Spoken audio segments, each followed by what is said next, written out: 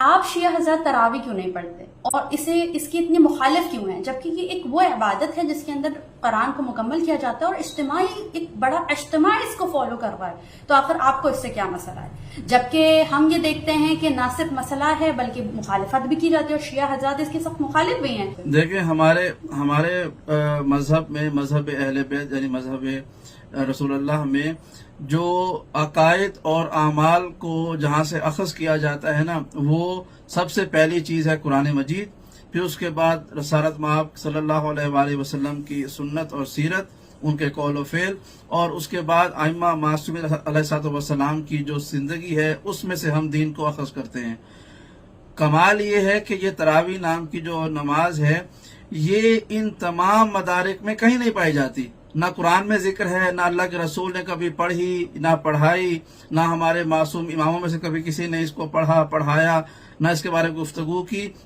تو ہمارا عقیدہ یہی ہے اور یہ مسلمہ عقیدہ ہے، پورے عالم اسلام کا عقیدہ یہ ہے، جو شے قرآن اور رسول کے سنت اور سیرت میں نہ ملے اس کو دین کا حصہ بنانا بدعت ہے۔ اور جیسا کہ آپ کو پتہ ہے ہم مخالفت اس لیے کرتے ہیں کہ ہم دین کے پاسدار ہیں، ہم نے دین کو حفاظت کر کے بہت معذرت کے ساتھ، لیکن ہم تو آقا اس چیز کو دیکھ رہے ہیں کہ آپ لوگ کافی ایسی بدعتوں کو خود فالو کر رہے ہیں اور پیروی کر رہے ہیں کہ جس کو باقی مسالک نے علی اعلان بدعت قرار دے دیا ہے۔ تو اگر وہ سارے کام ہو سکتے ہیں تو اسے بدعت قرار دینا تو ظلم نہیں ہے کیا؟ یہ نہیں دیکھیں، یہ غلط نہیں ہوگا؟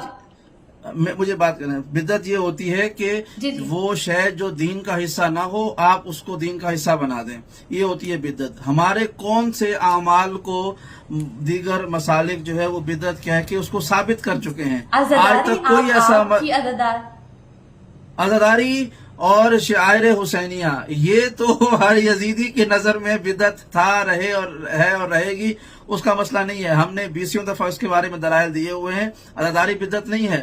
دیکھیں اگر ہم کمپیریزن کرنا چاہیں تراویح کا اور ہمارے رسوم کا، ہمارے عقائد کا، تو جو میں فرق سمجھانا چاہ رہا ہوں، ہم نے اگر تراویح کو بدعت کہا ہے تو اس کو ثابت کیا ہے یہ بدعت ہے، لیکن عزاداری امام حسین کو جس نے بھی بدعت کہا ہے وہ ثابت نہیں کر سکے، انہوں نے صرف محبت یزید میں اس کو بدعت کہا ہے، ثابت کوئی نہیں کر سکا۔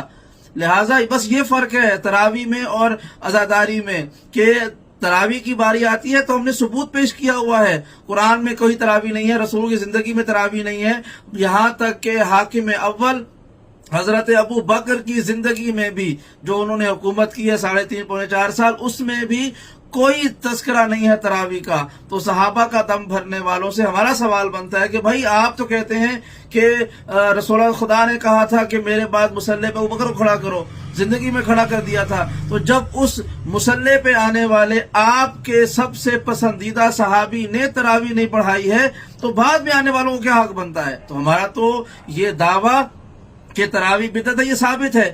تو جنہوں نے شاعر حسینی پر عزاداری پہ اعتراض کیا ہے، بدعت کہا ہے، وہ ثابت نہیں کر سکے، ایک بات۔ دوسری بات یہ ہے کہ عزاداری کو ہم نے رسالت مآب سے ثابت کیا، قرآن سے ثابت کیا اور اپنے معصوم ائمہ کی زندگی پہ ثابت کیا۔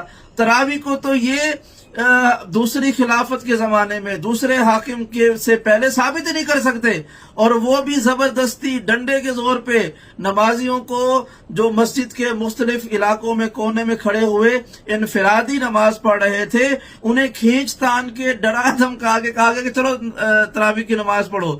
تو یوں یہ نماز قائم ہوئی ہے۔ ہمارے یہاں لا اکراہ فی الدین کا قاعدہ اس ابتداء تراویح کی ہی مخالفت میں ہے کہ خبردار زور زبردستی سے کوئی عبادت نہیں ہوتی ہے، دین میں کوئی جبر نہیں ہے۔ تو لہٰذا یہ بدعت ہے، رہے گی اور مخالفت کرتے رہیں گے۔ کیوں؟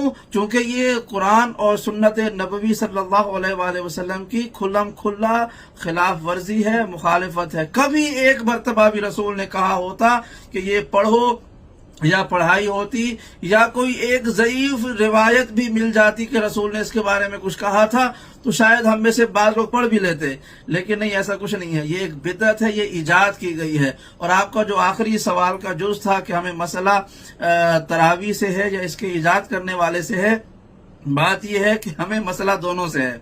غلط شے سے بھی اور غلط فرد سے بھی. جو شخص بھی دین میں تخریب کاری کرے گا، بدعت کرے گا، ہم اس کے مخالف ہیں. ہم اس عمل کی مخالفت کریں گے اور اس کے ایجاد کرنے والے کی تو ویسے بھی مخالفت کرتے ہیں، چونکہ ہمارے معصوم ائمہ اور قرآن اور رسالت مآب کی زندگی میں سے درس ملتا ہے کہ انہوں نے بھی مخالفت کی تھی.